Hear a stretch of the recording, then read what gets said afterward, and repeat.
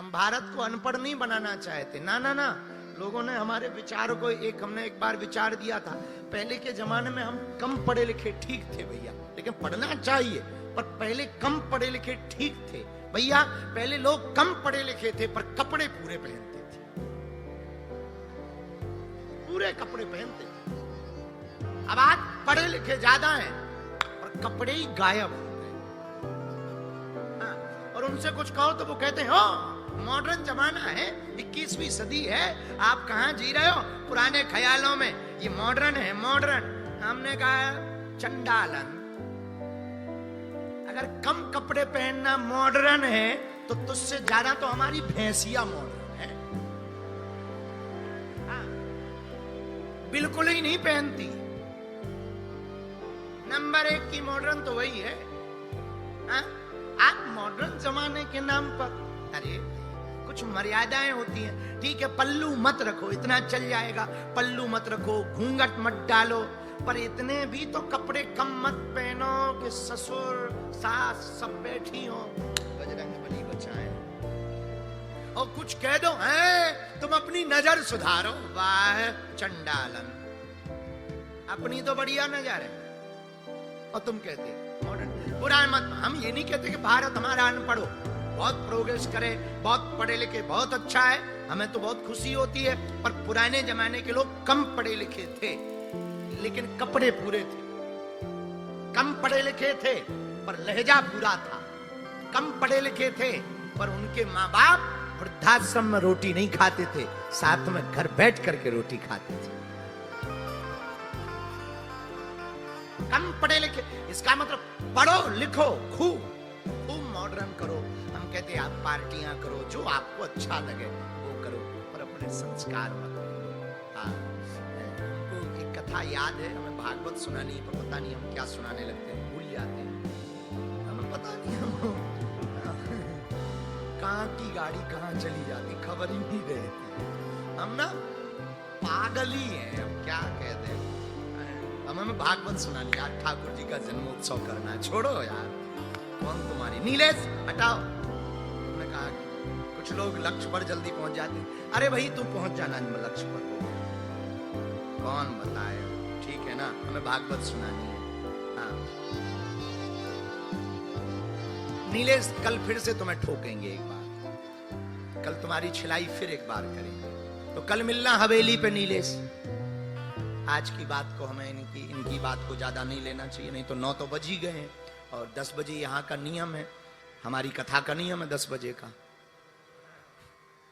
तो हमें विराम करना है। तो 2 मिनट कीर्तन गा के एक भाव भगवान को गा करके, हाँ तो आज के सूत्र को याद रखना, विचार नए रखो पर संस्कार पुराने रखो।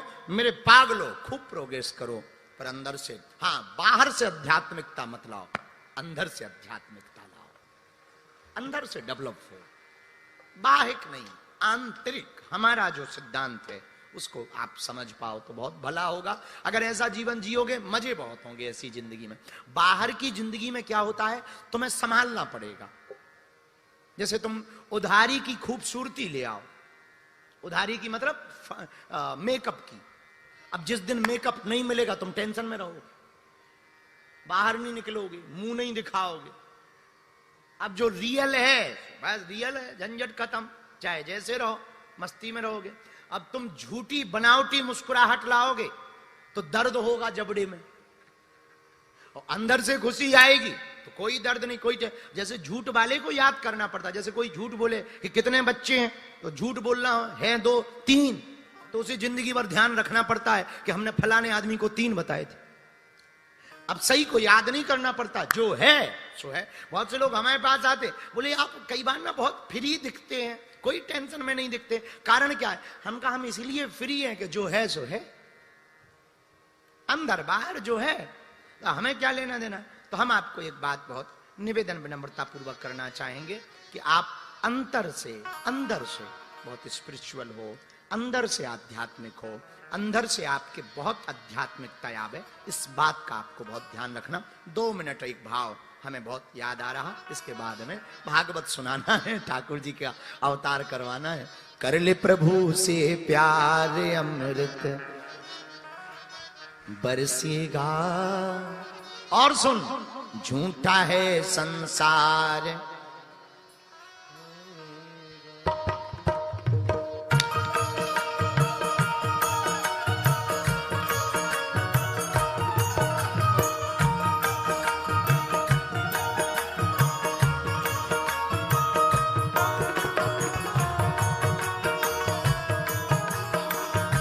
बाहर वाले भी दोनों हाथ उठा करके पागलो।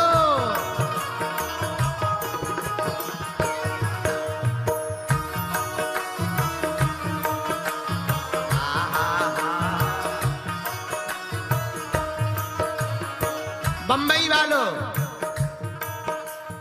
कर ले प्रभु से प्यार नहीं पछताएगा, प्रभु से प्यार नहीं पछताएगा।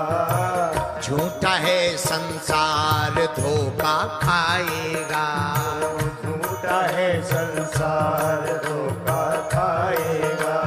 दोनों हाथ उठा करके कर ले प्रभु से प्यार नहीं पछताएगा, झूठा है संसार धोखा खाएगा। वृंदावन बिहारी लाल की, बागेश्वर धाम की, हर हर महादेव। हमने कल की कथा में श्रवण किया था आहा सृष्टि प्रक्रिया के वर्णन को। विदुर जी महाराज को श्री मैत्रेय मुनि ने सृष्टि का वर्णन बताया। पहले 4 कुमारों को प्रकट किया मानसिक सृष्टि में, सनत सनंदन सनातन सनत कुमार।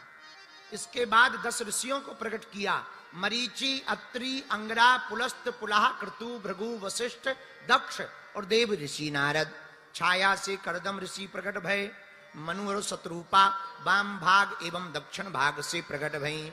इन्हीं मनु शत्रुपा से हम सब मनुष्यों का जन्म हुआ, इसलिए हम लोगों को मानव कहा जाता है। बोलो सीताराम। महाराज मनु की 5 संतानें हुई। कितनी? बोलो बोलो। 5। 3 बेटियां 2 बेटा। अच्छा, बेटियां कौन कौन?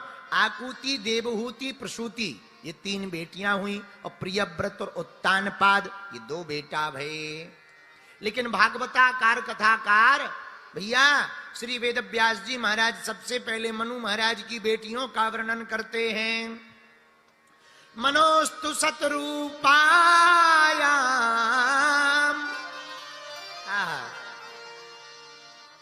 त्रिष्टा कन्यश्च जगिरे।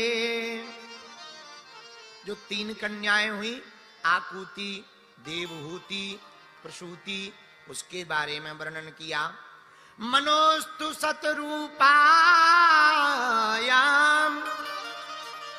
त्रिष्टा कन्यश्च जगिरे, आकुति देवहूतिश्चा प्रसूतिरिति विश्रुता।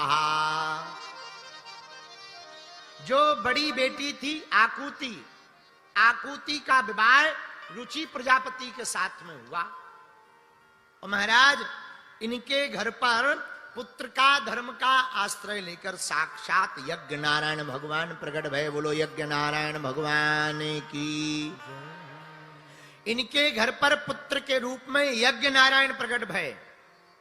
और महाराज यज्ञ नारायण का विवाह दक्षिणा नाम की कन्या से हुआ, इसलिए कोई भी यज्ञ बिना दक्षिणा के अधूरी है। बोलो सीताराम।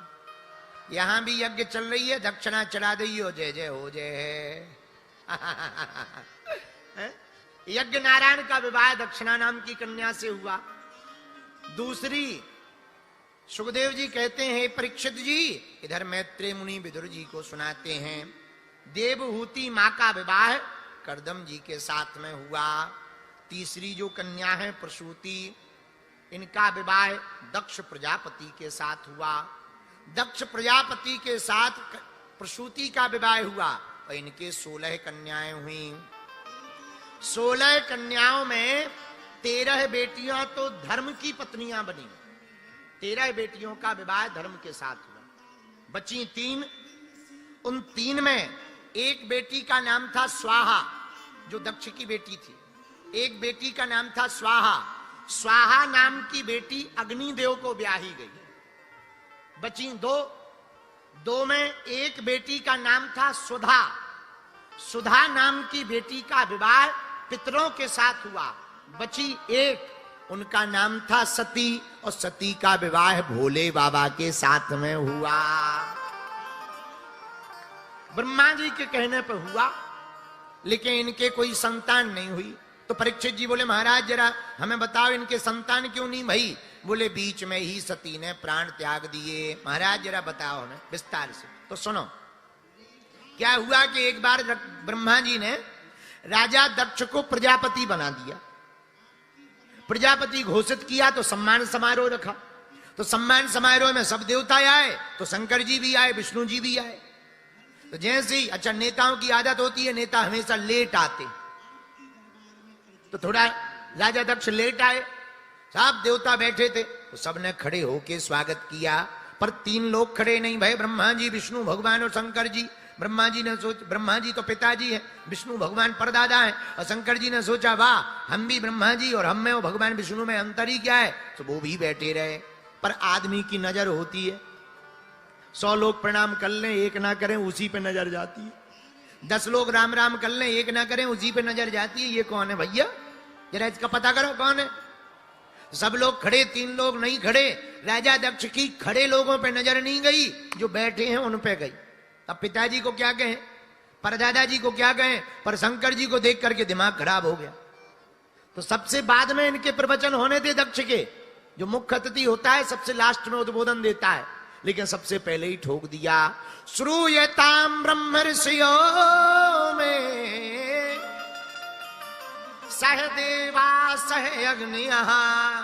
सुनो, अरे सुनो सुनो देवताओ सुनो, कोई सभ्य समाज में एक असभ्य आदमी आ जाता है, मामला गड़बड़ा जाता है। सब देवता एक दूसरे को देखने लगे, भैया यहाँ असभ्य कौन है?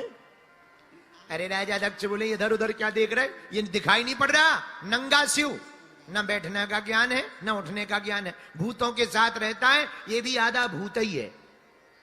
अब देवता लगे एक दूसरे को देखने, हे भगवान। राजा दक्ष इतनी बक बक बक बक करने लगा कि नंदी से नहीं रहा गया। तो नंदी थोड़ा तमतमाए, महाराज आपकी आज्ञा हो तो इन्हें ठिकाने लगा दे। शंकर जी बोले चुप हो जा, शांत बैठ जा, ससुराल की गालियां हैं, किसी को शादी के टाइम पे मिलती, हमें तो बाद में भी मिल रही हैं, ये हमारे ससुर जी हैं, चुप बैठ। अरे महाराज पर बहुत हो गई, और इतनी बक बक राजा दक्ष ने करी महाराज कि अंत तो गत्पा उसने श्राप दे डाला। सुनो, आज के बाद किसी भी यज्ञ में भगवान शंकर का कोई भाग नहीं होगा, कोई हिस्सा नहीं होगा, कोई अधिकार नहीं होगा। बोलो सीताराम।